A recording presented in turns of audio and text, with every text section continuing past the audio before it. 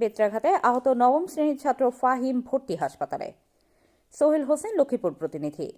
লক্ষ্মীপুর পৌর লাহারকান্দি উচ্চ বিদ্যালয়ের নবম শ্রেণীর এক ছাত্র মাহবুবুর রহমান ফাহিম সোমবার দুপুরে প্রধান শিক্ষক জাহাঙ্গীর আলম নির্মমভাবে বেত্রাঘাত করার অভিযোগ পাওয়া গেছে।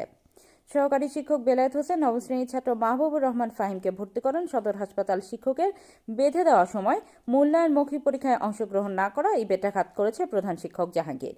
এ নিয়ে ছাত্রছাত্রী, শিক্ষক ও অভিভাবকদের মাঝে চরম উত্তেজনা বিরাজ করছে।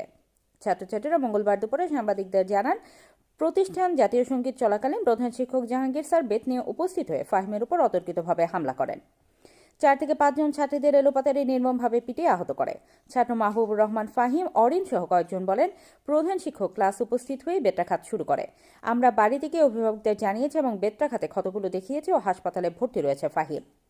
অভিযুক্ত প্রধান শিক্ষক জাহাঙ্গীর আলম বলেন, ছাত্রছাত্রীরা জোট বেঁধে এই জন্য হালকা শাস্তির ব্যবস্থা করেছে। সদর হাসপাতালে মেডিকেল অফিসার আরমান হোসেন বলেন, নবম শ্রেণীর ছাত্র, 2 গালে আঘাতের চিহ্ন রয়েছে। ফাহিম প্রধান শিক্ষক কর্তৃক হামলার শিকার হয়, চিকিৎসা চলমান।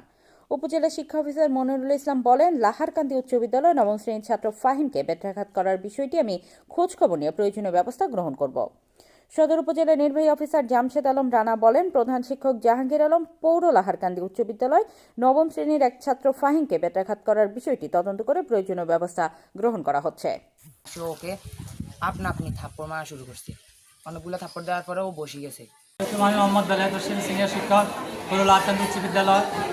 আমি নবম শ্রেণী একজন সিনিয়র শিক্ষক। আমি ক্লাসে প্রবেশ করার পূর্বে যথারীতি অনুযায়ী জাতিসংঘ পরিবেশন হচ্ছিল।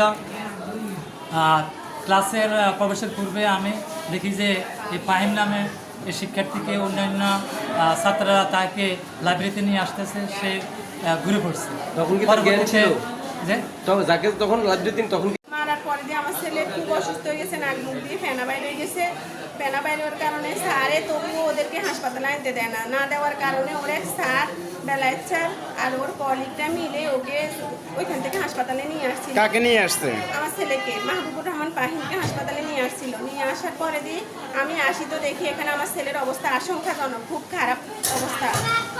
যে এখানে ইমার্জেন্সিতে নেওয়ার পরে ওরা ভর্তি দিচ্ছিল। বাচ্চার অবস্থা ভালো না বলে ডাক্তাররা ট্রিটমেন্ট দিতেছে। ইমার্জেন্সি মেডিকেল অফিসার, সদর হাসপাতাল, লক্ষ্মীপুর।